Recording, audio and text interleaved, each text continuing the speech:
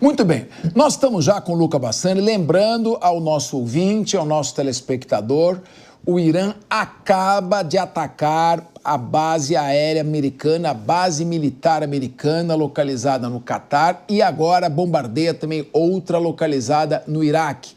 A do Catar é a maior base militar americana, tem de 10 a 11 mil homens. Nós estamos aqui com o professor Alexandre Pires, especialista em relações internacionais, e temos agora também entrando conosco, nesse momento, nosso correspondente internacional, Luca Bassani. Boa noite, Luca Bassani. Sei que onde você está já é noite, só não sei onde você está. Então, eu pergunto, qual a sua avaliação sobre agora os desdobramentos deste conflito? O Irã já está fechando o Estreito de Hormuz. O Estreito de Bab el-Mandeb já está fechado pelos Houthis. Então, todo o tráfico de 21 milhões de barris por dia que passam pelo Estreito de Hormuz, mais o que sobe o Mar Vermelho em direção ao Canal de Suez, já está comprometido. China deve entrar no conflito? Como você avalia isso? E os cargueiros chineses que partem, entrando pelo Turcomenistão e o Paquistão, desligam o transponder e descarregam hardware, armas no Irã. Quero ouvir tudo isso nesse momento de você. Boa noite, Luca Bassani. Boa noite a você, Capeza, a todos que nos acompanham aqui em mais uma cobertura histórica. Primeiramente, dizendo sobre os ataques iranianos, eles acabaram escolhendo, pelo visto, uma daquelas 4 alternativas que nós listávamos ontem, né? O ataque às bases norte-americanas dentro do Oriente Médio, são pelo menos 2 dezenas de bases em vários países, com um contingente de soldados somados chegando a aproximadamente a 40 mil homens. Eles escolheram o Iraque, que é um país que faz fronteira com o Irã, portanto é mais próximo, e o Catar, que também está do outro lado aí. Se a gente olhar no Golfo Pérsico, a distância também não é muito grande.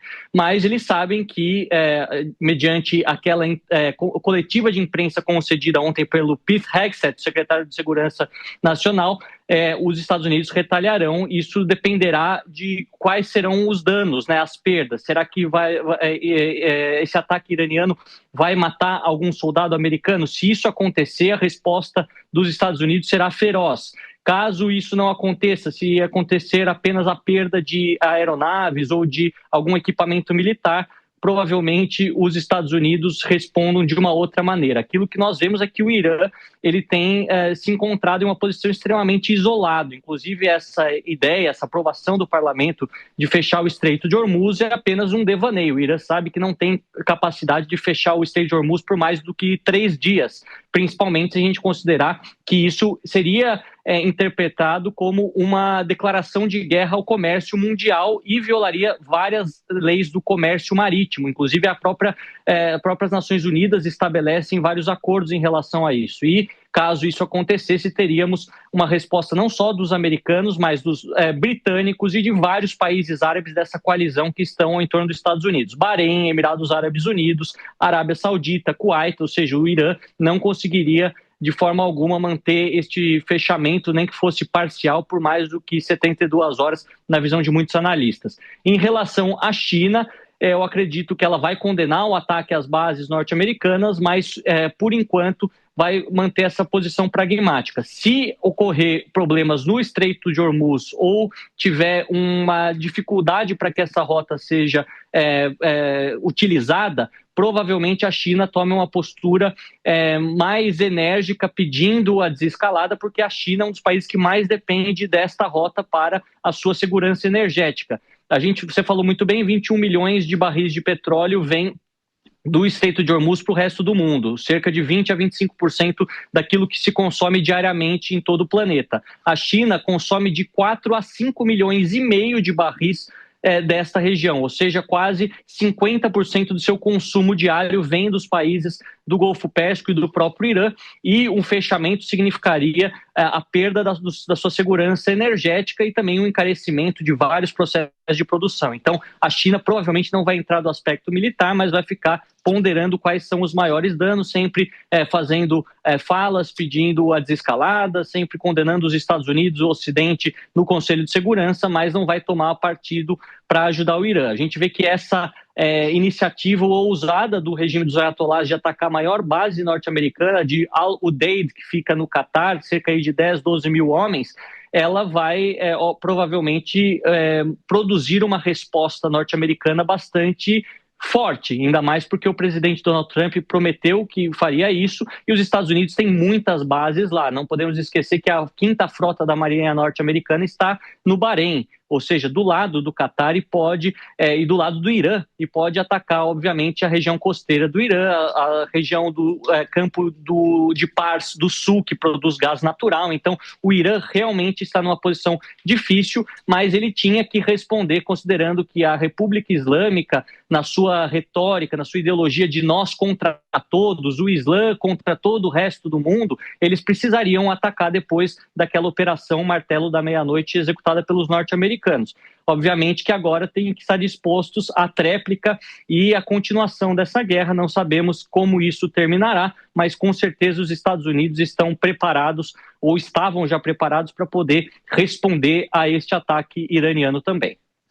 Luca Bassani, nós estamos aqui com o professor Alexandre Pires, especialista em relações internacionais, Maria De Carlo, Guilherme Mendes, o nosso amigo Henrique Kriegner, estão todos aqui.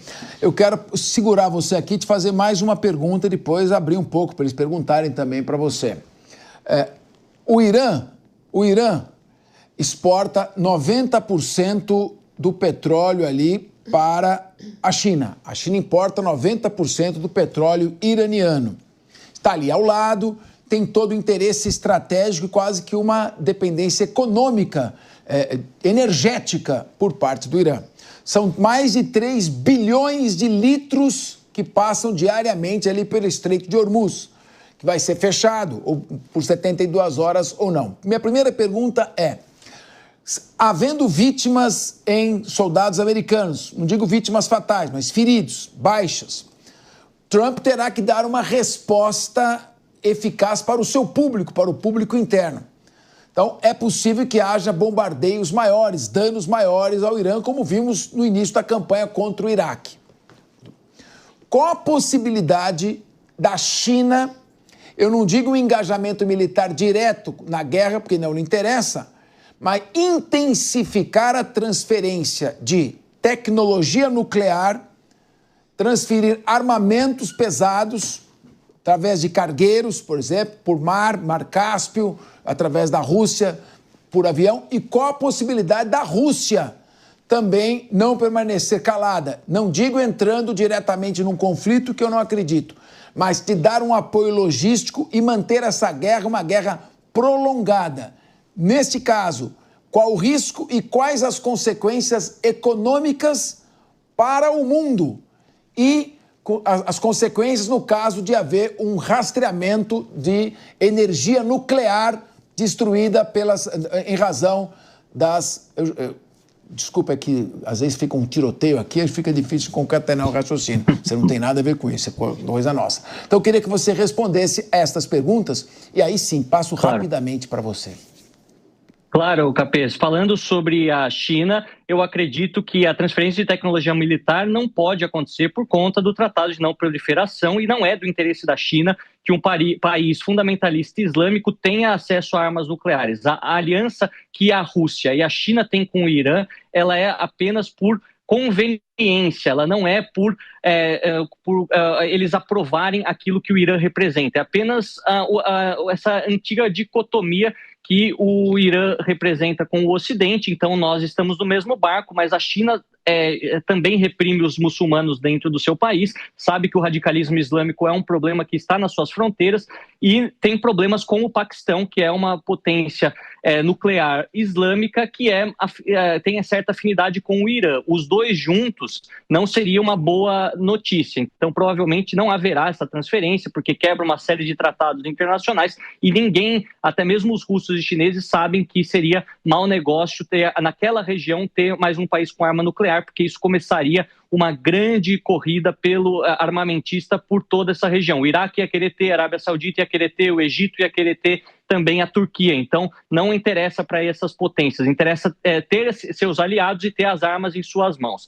Em relação àquilo que a China pode fazer para ser um pouco mais engajada, não do aspecto militar. Olha, poderia compartilhar algum tipo de inteligência para prevenir ataques ou até mesmo alguns armamentos para a defesa, para ajudar o sistema de defesa antiaérea iraniana, que é extremamente defasado, extremamente arcaico. Mas alguma coisa para os iranianos atacarem Israel ou os Estados Unidos, de maneira alguma a China quer se responsabilizar por isso. A Rússia, a mesma coisa. A gente vê que eles dão esse apoio informal no que diz respeito ao aspecto militar, um apoio bastante formal dentro das Nações Unidas, mas a Rússia está ocupada e preocupada com a sua própria guerra que acontece nas suas fronteiras e até mesmo dentro do seu próprio território na Ucrânia. Depois de 3 anos e meio, sem a definição completa, muitos homens mortos em ambos os lados, mas também muito dinheiro perdido. Não tem estoque guardado para poder ajudar o Irã nesse momento. Para a economia mundial, uma guerra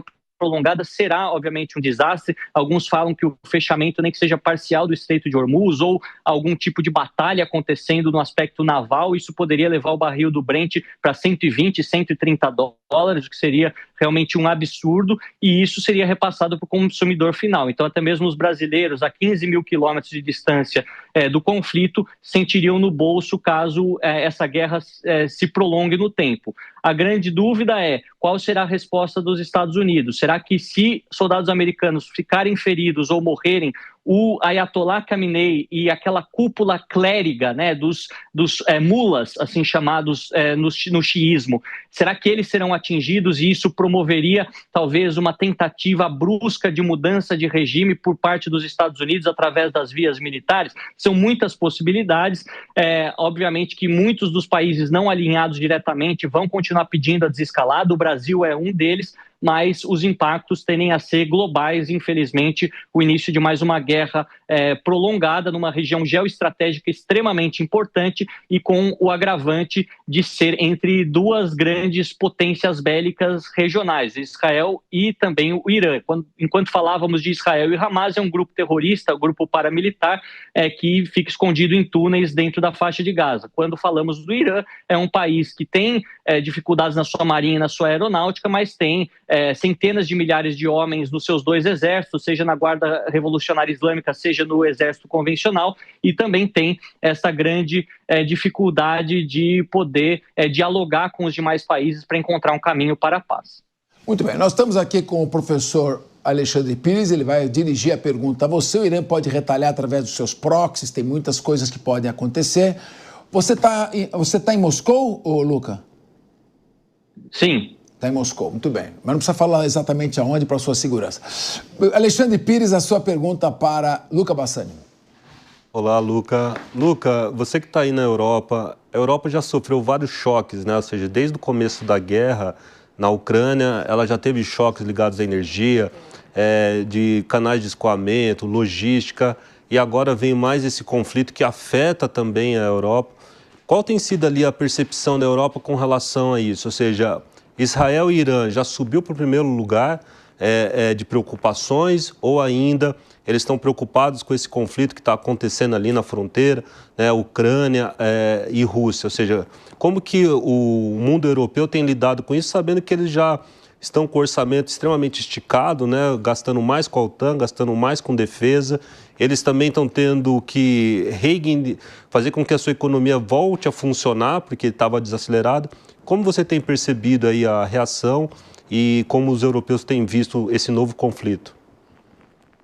Olá, professor. Realmente é uma questão que é bastante delicada para os europeus, tanto aquela que se desenrola na Ucrânia como essa que se desenrola agora dentro do Oriente Médio. No caso da Ucrânia, apesar de ser uma guerra que está nas fronteiras da Europa, né, da União Europeia, falando assim de forma mais simplificada, a gente tem que este conflito já foi praticamente monetizado pelo mercado, ou seja, as pessoas já sabem até que ponto máximo ele vai. A Rússia também vive um momento de fadiga militar, ela tem, obviamente, a superioridade militar, a supremacia militar, mas é um momento de fadiga, nenhum dos lados faz grandes avanços, temos muitos bombardeios, mas as sanções também já foram contabilizadas, a energia já encareceu bastante. No caso do Oriente Médio, isso preocupa mais, porque muitos dos fornecedores que se tornaram principais para a Europa depois do começo da guerra com a Ucrânia estão no Oriente Médio também. Os Estados Unidos é um dos grandes exportadores de petróleo e gás para os europeus, mas também o Catar, a Arábia Saudita, muitos desses países que fazem o caminho desde o Estreito de Hormuz ou o Estreito de Bab el-Mandeb pelo Canal de Suez até chegar no Mediterrâneo.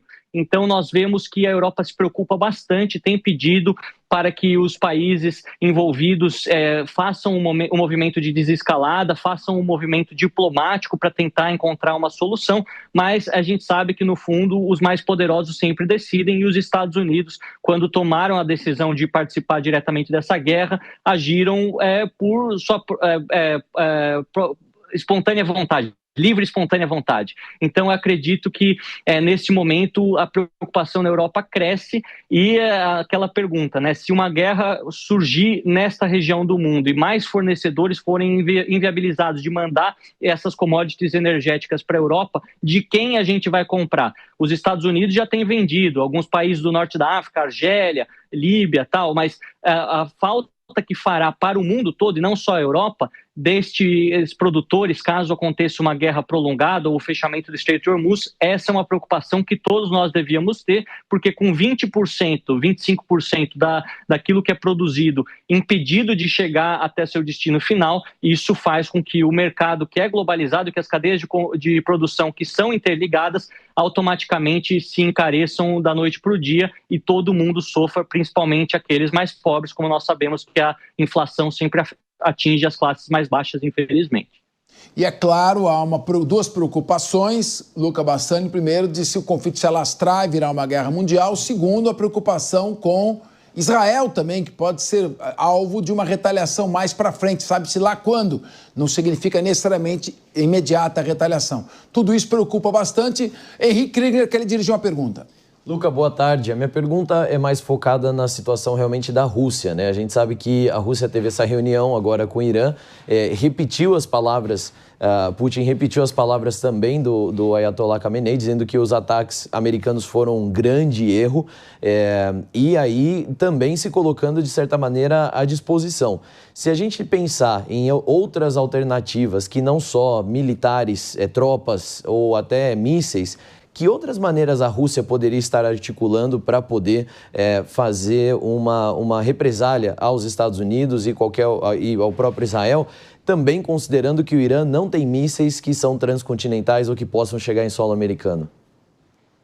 Essa é uma ótima pergunta, Kriegner, porque os russos também têm feito essa pergunta para si mesmos, porque sabem as limitações que têm em relação ao dinheiro e ao seu arsenal para poder ajudar o Irã. Mas a gente sabe também que a Rússia tem uma das agências de inteligência mais capazes do mundo, talvez não no mesmo nível da Mossad ou da CIA, mas muito superior àquela que possui o Irã. Então, o compartilhamento de inteligência para poder realizar operações de sabotagem, ataques cibernéticos, a Rússia teria essa capacidade de ajudar o Irã, nem que fosse de forma indireta, e supriria uma necessidade que o país tem nesse momento, porque o grande problema do Irã não é o número de homens ou a coragem que as pessoas têm de entrar numa guerra, mas a sua defasagem tecnológica, né? Eles produzem muitos mísseis, muitos drones, a gente consegue ver o estrago que causou em Israel, mas em outros aspectos falta muita tecnologia, principalmente em uma guerra moderna, uma guerra que o Irã nunca lutou.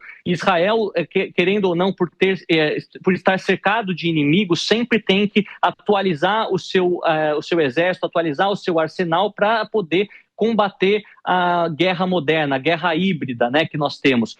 O Irã não, o Irã desde a década de 80 não combate diretamente, ele tem as suas proxies que ele financia, tal, mas muitas delas seguem o sistema de guerrilhas ou até mesmo usam os seus drones, não tem um vasto sistema militar desenvolvido. E exatamente por isso que a Rússia poderia suprir essa necessidade. Se os russos vão fazer isso ou não, aí é uma outra questão, porque obviamente que há operações do outro lado de inteligência que conseguiriam ver através dos rastros que os russos estão envolvidos, e isso poderia se transformar em novas sanções, em novos problemas para a Rússia, que já tem muito em seu prato para resolver durante este momento, mas é sempre uma questão extremamente importante da gente observar, porque o Irã, como eu disse, é um país isolado internamente no Oriente Médio e tem alianças circunstanciais com a China e com a Rússia pelo antagonismo que representa o Ocidente. Se não forem esses dois países, o Irã está completamente abandonado. Inclusive, hoje, o ministro das Relações Exteriores iraniano, Abbas Araghchi, fez seu caminho até o Kremlin, encontrou-se com o presidente Putin para pedir uma ajuda de forma mais formal. E isso não foi por acaso, isso foi proposital para mostrar que o Irã não é isolado. Da mesma maneira que o Putin realiza as diferentes conferências do BRICS, convida um monte de países africanos e latino-americanos para visitar a Rússia, para mostrar para o mundo que não está isolado agora que a Europa e o Ocidente aplicam várias sanções. O Irã faz o mesmo movimento, mas a gente sabe que no caso iraniano a situação é muito mais frágil, muito mais delicada do que aqui na Rússia. Luca, e a gente tem que considerar para o envolvimento ostensivo da Rússia nessa guerra, primeiro, o bom relacionamento que o Putin tem com o Trump, que está sendo muito generoso com a Rússia na guerra com a Ucrânia. Pode ser que ele não queira irritar o Trump. E também um bom relacionamento com o Bibi. Tem uma comunidade judaica muito forte, muito grande na Rússia. Também as ações devem ser mais discretas, não ostensivas. Maria De Carli está aqui. Professora Maria De Carli quer lhe dirigir uma pergunta também. Oi, Luca, tudo bem? Bom falar com você. Não nessa ocasião, infelizmente, né, relatando notícias tão bombásticas e preocupantes para o mundo como um todo. Minha pergunta é mais em relação ao cenário doméstico norte-americano e a atuação dos Estados Unidos neste conflito.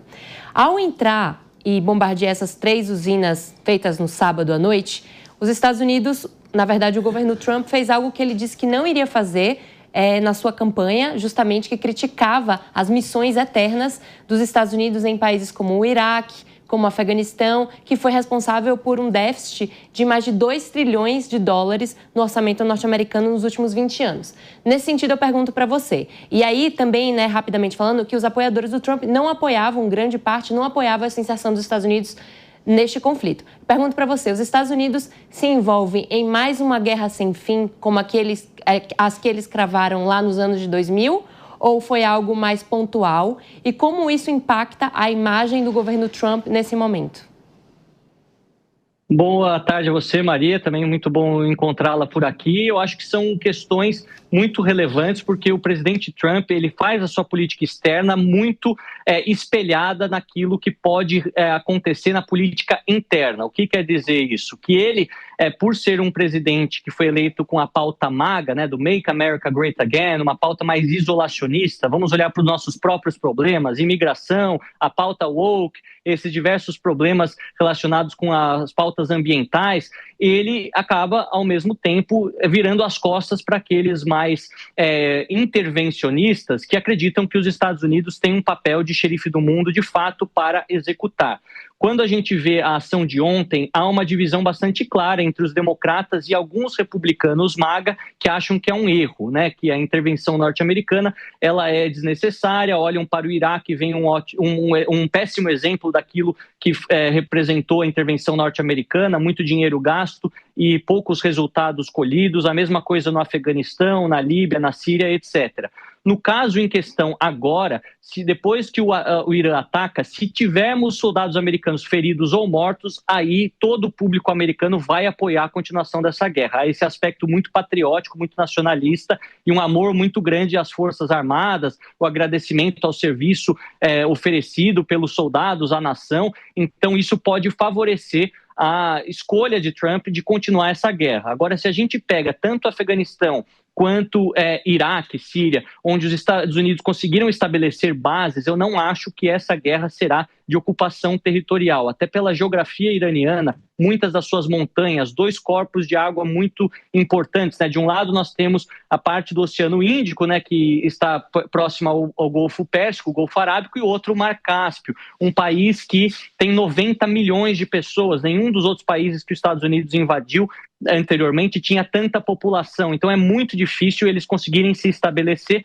principalmente porque desde a República Islâmica, em 1979, esse antagonismo criado para os Estados Unidos, o grande Satã, e para Israel, o pequeno Satã, ele permeia toda a sociedade. Por mais que os iranianos mais jovens não gostem do governo atual, saibam que o governo dos ayatollahs é tirânico, é contra as mulheres, é um governo que mata e que aprisiona os seus inocentes, eles também não gostam dos Estados Unidos, não necessariamente porque eles têm aversão ao atual governo, que iam querer um governo colocado pelos Estados Unidos da América. E tudo isso dificulta um processo de ocupação com bases militares, com soldados americanos.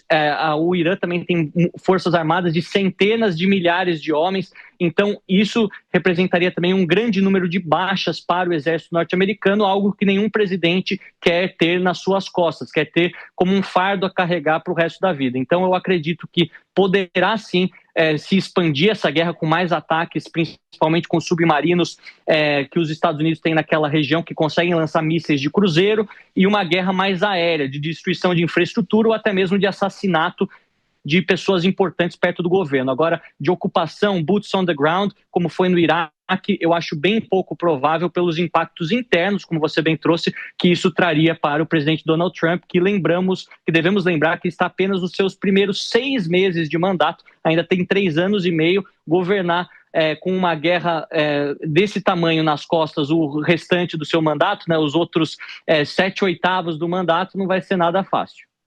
Luca, tá ainda mais um debatedor que quer fazer uma pergunta antes que a gente parta para o debate.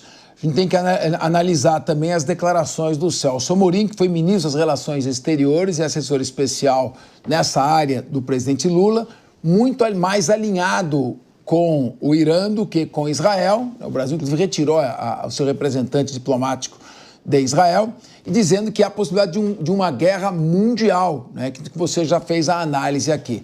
Então, eu fiz esse introito porque o Guilherme Mendes vai fazer também a sua pergunta para você. Luca, boa tarde. Para você aí, boa noite. Queria te fazer a seguinte questão. A gente sabe que uma briga, tal qual uma guerra, quando começa, e nunca sabe quando termina, não é? Israel usou agora um artifício muito parecido com aquele que os Estados Unidos usou em 2003 ao invadir o Iraque. Dizia-se que lá havia armas de destruição em massa, e que o governo iraquiano teria participado dos ataques de 11 de setembro, não é? E, no fundo, depois nada disso se confirmou. Luca, a minha questão é bem objetiva. O quão hoje a comunidade internacional e, sobretudo, as Nações Unidas, bastante enfraquecida, vai aceitar ou vão dar credibilidade a essa narrativa americana e a narrativa israelense, já que o direito internacional, mais uma vez, foi violado e, ao que parece, usando-se os dados oficiais da própria Agência Americana de Energia Nuclear, o Irã não estava tão perto assim de conseguir o seu objetivo de bomba atômica como o presidente Trump, principalmente, e também o primeiro-ministro Netanyahu alardearam. Você acha que essa crise de credibilidade e os casos precedentes podem, de alguma maneira, mobilizar, sobretudo a Europa, que corre o risco de pagar um preço alto com o terrorismo, na medida em que o mundo árabe, toda vez que é provocado, sobretudo de forma injusta, lança a mão de ações terroristas também para se, entre aspas, vingar dos seus agressores. Como é que você enxerga essa guerra de narrativas e, sobretudo, o ataque à luz do direito internacional, não é?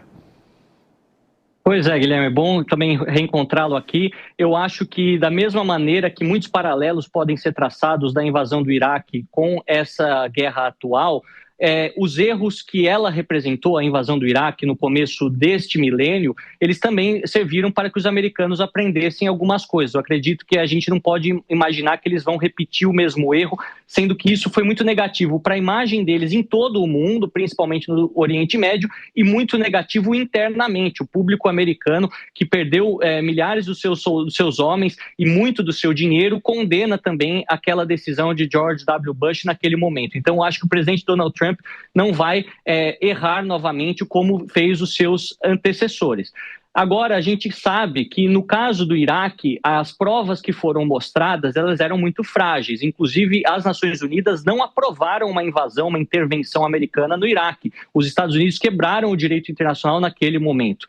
Agora, para todos os efeitos, também quebraram, mas é mais robusta a causa contra o Irã. Por mais que eles estivessem relativamente longe de uma bomba atômica, a grande pergunta é: se eu enriqueço urânio para fins civis, preciso apenas de 3 a 5% de urânio enriquecido, por que eu vou enriquecer ele a 60% a 70%, como o Irã comprovadamente já enriqueceu, segundo a Agência Internacional de Energia Atômica? Essa é uma boa pergunta. Por que enriquecer de 15 a 20 vezes a mais do que o necessário para fins civis, se eu não quero criar uma bomba atômica? Eles estão mais perto do nível militar, do nível bélico, de 90%, do que do nível civil. E essa porcentagem comprovada extensamente pela Agência Internacional de Energia Atômica, 400 quilos de urânio enriquecido acima de 60%, inclusive que foi retirado da usina de Fordow antes do ataque norte-americano, segundo a agência e segundo os próprios iranianos. Por que enriquecer o urânio tanto assim, sendo que você não quer fins bélicos? Aí a narrativa não se encaixa